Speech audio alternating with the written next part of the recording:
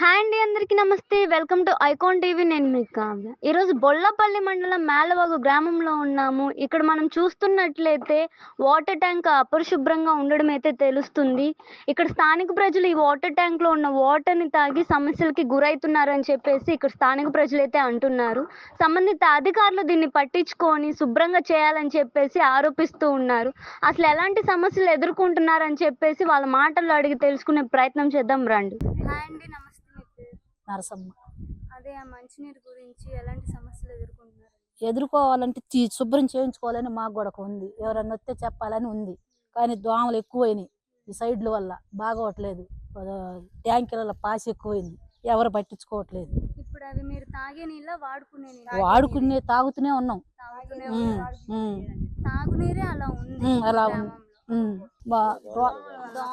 దోమలు భలే ఈ పిల్లలకి ముసలోళ్ళు ఇబ్బంది పడుతున్నారు. భలే సేఫ్టీ లేదు, అసలు బాగోట్లేదు.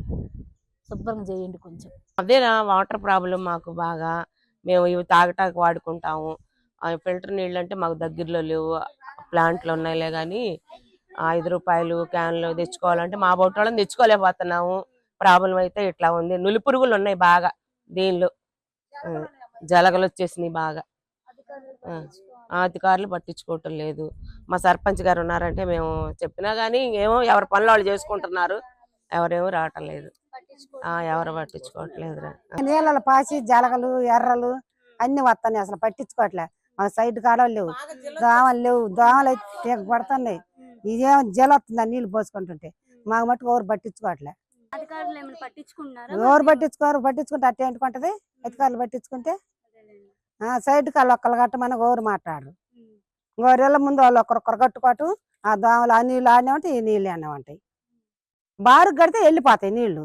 గోరెళ్ళ ముందు వాళ్ళు కట్టించుకుని ఒకసారి ఎత్తాయి, ఒకసారి కొంత అవుతాయి. తాగే నీరు శుభ్రంగా లేదండి. బజార్ లైన్ అయింది, ఎవరైనా బాగు చేయట్లేదు. పిల్లలకి దోమలు కొడుతున్నాయి, ముసలోళ్ళు పిల్లలు ఇబ్బంది పడుతున్నారు. ట్యాంకర్లు సైడ్ కాలువలు శుభ్రం చేపియాలని చెప్తున్నామండి.